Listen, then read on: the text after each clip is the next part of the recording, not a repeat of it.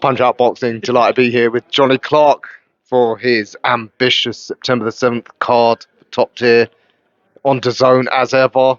Ambition, very apt for the sort of card you've put on. Could also be called graduation day for many of the fighters. We'll go into it. I want to start at the bottom. Okay, Arjun, it's a run-of-the-mill learning fight for him after a great debut. Dylan Oakey's looking a bit of a killer, and he's got a hard fight with Harley Hodgetts. He's someone who can move fast. Yeah, Harley's been main event of a other show at York Hall, and that's what I want. I signed him to inline, Dylan, and I want to push, and I want to push not too quick, but I want to push him fairly. And I think it's a great learning fight for him, and it's a great step up because I want him to fight for a Southern area soon. And if he can't beat this guy, then he's probably not ready for the Southern area, so we take it down a notch. But for me, he does the business, and I want him to do it well and in good style because I've seen him spar, I've been around him, and he's the type of person you want to do well. Do you know what I mean? Like, you spoke to him, you can feel the passion and feel that he needs it. So I want to deliver for him, and I think that's what we're going to do. Yeah, fab. Exciting prospect is Dylan, and will move fast. Brad Axe, he's got a good fight against Collison. Brad's again someone who's moving fairly fast, got a good following with the RAF. What's the plan for him? Well, to be fair, like, the show was called Ambition, and it was about lads coming on my show, or females, having a fight, having a learning fight, having a 50-50, win, lose or draw. You're welcome back on, and you can fight someone else. Now, Harley Collison, he's come on, he's beat someone who's beat him in Morgan Sedamuntu. Then he lost to Kevin Ajago, who's fifth now in the world of the WBA. And now he's got another 50-50 with Brad Axe. And Brad Axe has been on mine for his debut, had a learning fight. Then he left and went to America and just lost there. Come back, pick up a couple of wins. And here he is now, fighting another 50-50 on my show. The best place for him to do it, in my opinion. But the ambition was to build boxers, to build their record, to build their profile. And let's try and get a title on the line. Unfortunately for these, they're a little bit below title level at the moment. But after this fight, either one of them could probably qualify and fight for a title. And if I was them and the manager, I'd be pushing for that on the next show. All right, yeah, be exciting, especially with the sort of following they got. Yasser Al-Gunna, you've signed him as his manager as well. He's the English champ at super lightweight. Just a tune-up on this show, but big plans for him? Yeah, then to be fair, a tune-up against a 2-on-1, southpaw, tall and rangy. It's not a tough fight for the English champion, but this is something he should win if he's going to defend his English title on my November show. So I'll never want no easy fights for him. I think because you've got to train hard and you've got to win hard. You know what I mean? And for me, he's a really good lad. And it's a bit of a cheat, really, signing the English champion, isn't it? I've kind of skipped a few levels there. But it's the type of boxers that I like. I like his story. I like his passion for the sport. And listen, I've got to deliver for him. I promised him I'd deliver. And straight away, I already have. Yeah, fantastic. We're looking forward to seeing how that plays out. All right, on to these title fights. There is some absolute corkers on there. Start with Tom Welland. Again, Wasserman have loaned him to you. He's got a Mexican. Kevin. What's the logistics of bringing a Mexican over? Too much, and it'll be the last time I do it. Yeah, it's like literally $3,000 to get him flights. You know what I mean? £500 hotel, foreign boxer fee, his purse. It's crazy. I could not do it on small hall. That's the truth. So thank you, Wasserman. And what's he got?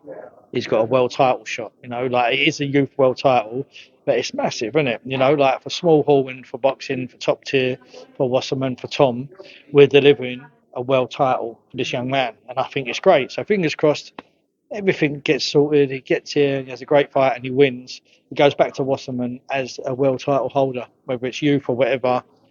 He's got that to his name, hasn't he? For me, it's massive. Yeah, and great that he gets his first title fairly local. Yeah, with me, as well.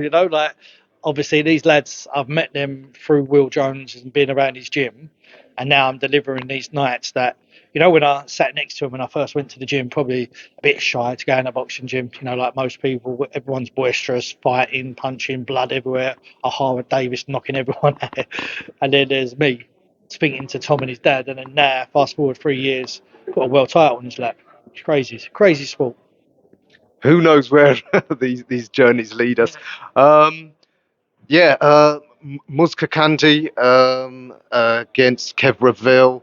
A danger man against a guy who'll just take on anyone as hard as nails. Great opportunity for them both. Did Leon twist your arm to make that one? No, to be fair, it was the opportunity was there. I think the previous show, but now for a title, it's a different story. You know, I promise anyone that comes on my shows, I'll deliver you title fights if you take 50-50s. Kakandi, he'd been on my show as a replacement for Kevin Revell, who pulled out on Haji Muhiz. He got a draw against Haji, you know, and then he's come back now to fight for a title. He had it lined up, he just didn't have an opponent. I said, what about Kevin Revell? And they was like, yeah. I said, right, no worries. Kevin, I knew the answer before I spoke to him. It was a yes straight away. So I think it's a great fight. It's a bit feisty. On his day, Kevin, I think he can do it, if I'm being honest. But if he don't turn up for 10 rounds, not 8, not 6, he has to turn up for the whole 10. It's doable, but very dangerous fight in Kakandi. You've seen what he do to Dan Towers, and he can easily do that to Kevin if Kevin slips. So good luck. Yeah, Muz, he's got a lot of ambition. He's saying after this, he wants Sam Gilly for the full title. So, yeah, he's not wasting any time. Um, Harvey Smith, Josh Brab, fascinating. Again, two youngsters, both exactly the same record. One from up north, one from down south, and going for that youth title. Fascinating one. WBC title on the line, mate. It's crazy. It's crazy, you know. Like every show, I try and outdo myself, but I think I've gone too far with this one 'cause it's going to be hard to match. Um, Great fight, both the same age, both the same record, both turned over at the same time. Quickly smashed through to 5-0, and I've always said I don't like the journeyman route. If you're going to do it to 5-0 and move on. You know, that's you have to qualify for a Southern Area at 5-0. So now they've got their 8 rounds in on their sixth fight. They're good to go on after this and do wonders in the sport. Both good lads. A real 50-50 is a tough one. I know split. When I've been asking people today, like everyone's like, who do you think who you got? It's all split. The whole card, every fight, everyone's split, you know? So that's the true meaning of 50-50s. Yeah, absolutely. Kudos to both young men for taking it so early on. The Southern Area super middleweight title fight. Your friend Ozzy James, he's getting another go. Yeah, I was saying to both guys, Alex and James, they both provide challenges to each other based on the loss each that they've had. Yeah, I think people probably look at Alex being stopped and think, oh, Ozzy's a banger. But Alex is actually a very, very, very, very, very good boxer, you know? So it's one of them. Who would you go with? They ask me, and I say, oh, it's hard. I'm like, obviously, Aussie fan, but what people don't know is I probably speak to Alex more than what I speak to Aussie. I've kept in contact. I've helped him out. His show got cancelled on the Friday before my show. He was on my show the next week. We swapped his tickets over to mine and helped him out, you know, last minute. And now for him to have a title shot on my show, it's brilliant. You know, I built you, I helped you, I saved one of your fights. You know what I mean? And now you get to fight for a title against one of our lads. So there's no favouritism. Obviously, being from Essex and knowing Ozzy more, knowing his family, I'm going to swing towards him. But I appreciate what Alex has also done in the sport and that he's taken on. He wants to be the first champion in his area ever. That's a massive thing, you know, like that's a legend history making. So fair play to him. And he smashed the sponsorship for this as well. Every day, new sponsor, new sponsor. And it's good to see, you know, for me, that's what Small Hall's about. Getting that area level title, getting it over the line and performing to your best and bringing it to top two. Exactly. Kudos to both men. And could the winner start dreaming about some big fights at super middleweight? The night before is the English title, Dickinson and Williamson. Who knows? They could be in the picture for one of those sort of fights. Yeah, I think so, mate. I do think so. I think we'll try and put an eliminator to this as well. I've applied for it. I don't know how quick that will happen, but we'll try. You know, and the way things are in boxing now, you know, Lee Eaton's obviously the manager of Aussie as well, so he could get something over the line quicker than most. So yeah, whoever wins that will definitely be there. And listen, if Alex wins it as well, I know people will probably look at it and think, oh, that's a decent little fight. We'll have that. You know what I mean? And you win the Southern Area, defend it, you're kind of manager it for the English. So yeah, great fight. Fantastic for both men. And of course, headlining young Lily, stepping up again. 5 fights in, she's had a learning. Uh, a neighbour of mine as well, though I've never actually bumped into her Oh, no, out and about. Yeah, but yeah, high hopes for her. She could go on to be Enfield's first world champion. Would it be the first Commonwealth? Definitely be the first I silver Commonwealth, wouldn't it? think Because no one's ever talked about it. James Buglioni might have won it. I'd have to go and look that up, but Yeah. yeah, I mean, big things potentially for Lily if she wins this. Yeah, yeah. And at the end of the day, it's more than the history. It's more about her, the journey she's been on. You know, it's been a great journey, one that I've been a part of and proud of to have her on. We helped build her up. She went elsewhere and done really well in them shows. Supported her while she was there. Um, and then she's come back and she's been my main event, first female main event that I've had as well. Which to me, boxing doesn't matter male or female, but it does stand out. Everyone's like, oh, and they look through the card and they're like, oh, your WBO youth title, WB Silver youth title. They're like, Southern area, Commonwealth, you know what I mean? And she's headlining that. It's great for boxing and great for her opponent as well. She's come on, she just missed out to Amy Andrews for the full Commonwealth title at the weight below. So she's experienced. And I think it's a great step up fight for Lily.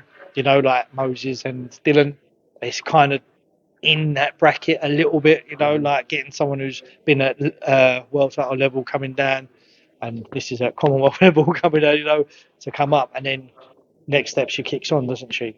But excited to see how it goes because she is aggressive, and I know Lindsay is bang up for it. She stayed here the longest out of everyone talking to me to tell me how much she's up for it. So yeah, really looking forward to that one. Yeah, it will be graduation day if Yeah. if Lily wins. You know, she comes with such massive support as well. She'll get the attention of some bigger promoters. Ready for her graduating beyond you if it comes to that? Yeah, it's the Academy of Boxing. We've already let her go to two other promotions already and supported her while she was there. For me, it's about building people here. That was the ambition, and sending them on. And one thing that helps is when you sell your tickets, because the ticket sales pay for the titles. You know, and like Queensbury get her on, she'll sell £300-400 £300-400 amount of tickets, and then that will pay for her opponent, pay for a title. They lose no money. You know, that's the aim, isn't it? So yeah, she deserves it, and she deserves to give her fans that night. When I went to Ipswich to watch her, she had all the fans wearing shirts, all the fans coming out singing her songs and that, and I was sitting in my car waiting to get in, and I smiled. You know what I mean? So yeah, big things for her, and like this is one of them stepping stones. Absolutely, yeah. So yeah, that's the ambition card, September 7th, of course, on DAZN as usual. Before we go, I've got to ask you about goings on in the boxing world that at least pertain to you as a promoter. You mentioned their costs. I mean, are the costs racking up putting on these title fights? Yeah, how hard is it to manage that? So hard. We couldn't do it without the sponsors. Every little helps, you know, and they help a lot. To be fair, I knew not many people could do what we do because the skills that I have as a promoter, for one, the type of shows I put on for two, but also the friends, family, and people that believe in my interviews and what I'm trying to do to boxing help me with. So it is a time going to come soon where I do need a broadcaster to back me. But if I can keep doing this and staying above float now, without them, when the time comes, I'm pretty sure the promotion will boom. That segues nice into my next question. The whole thing around broadcast, a little bit of a period of flux. We've seen Boxer go over to BBC. I don't know how much you know about. I mean, they're a public broadcasting, so presumably they're not going to put as much money up. I mean, is the attraction for fighters to become a genuine household name because it is national TV? And also, do you know from the grapevine what's the situation regarding Sky's involvement? Do you have an interest in going in there? Yeah, what can you tell us? Everyone's got a price. I think, like me as a promoter, obviously I want to be paid, or the show's just to be covered. Really, I don't. Like, I've got a job. You know, this is a hobby that will be my job one day. That's why I started a management company. But for me, yeah, if Sky come in and said we want assign you to be our small hall, then obviously the conversation will be had. But the first thing I would do, because I'm loyal, is I'd say to the zone there, look, there's offers out there, but what do you think of me? You know, I've been on there a year now. I've delivered many title fights, many 50-50s. I never let them down, never cancelled a show, lost money where I should have cancelled shows, but that's not my style, you know. So I think I'm one of the good up and coming promoters. I would say I was the small hall king. I know without blowing me on trumpet, but the nights I put on, the fights I put on, winning fights of the year and whatnot, I just think I'm in another bracket to some promoters, you know, and sometimes that's been because I put a lot of money in. So the next step would be to be signed and have a bit of help. You know what I mean? And then from that, you'll see another level in me, I'm sure. Because what I'm doing now with no budget, I can only imagine what would happen with a budget. Yeah, absolutely. And do you think the sport probably needs tiers of promoters? Because we know Matchroom, they're global. Queensbury, they're dominating the heavyweight division. We almost need promoters, to regularly put on these fights up to English level, as a graduation sort of channel, if you like. 100%. I think that for me, like Sky with Boxer put all their eggs in one basket, you know, in that one basket he had to follow on the shows like Khan and Brook, you know, like they were massive, and then how'd you go from that to doing York Hall? You know what I mean? Like it's hard sometimes to swallow pride and be like that. So if I was Sky, I'd have 5 promoters on there. I'd have the small hall level, I'd have the medium. That small hall, let's be honest, is Southern area level, Silver Commonwealth. You know, above that is too much money. So then you want the people that can do the English, the British, and the European. Now there's that level. Then there's the world level. In my eyes, they're the 3 tiers. Even though I call myself top tier, I'll have to be at the bottom. You know, but I do think the fights you'll find at the small hall level can be more exciting than some of the main cards at top tier level, like on the world level.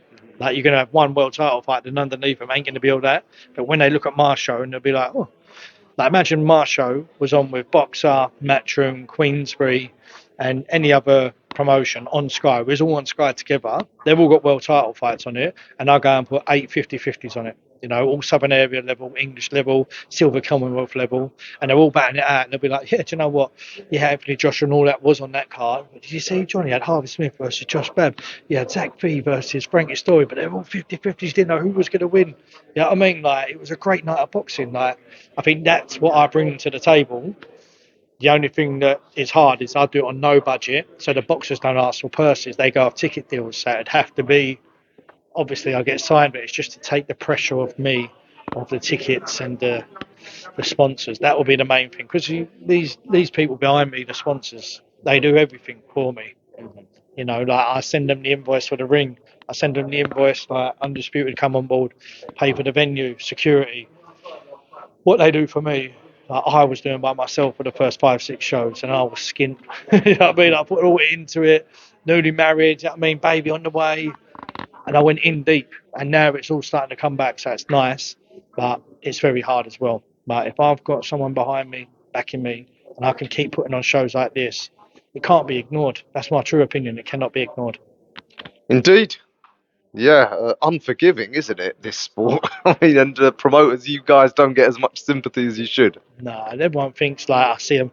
Oh, it's rigged. Oh, this, that, and that. Like Conor Ben and Eubank, when their first fight fell off, I know. Like even today, like today's not a massive media day. It's all right, but it's not massive. You know, when I see what Conor Ben and Eubank had to go through all the media, it's millions. But I think about £2 million they've done the promotion for that, weren't it? Mm-hmm. All the promo videos, the Turkey had a shake there, they were a lot of money.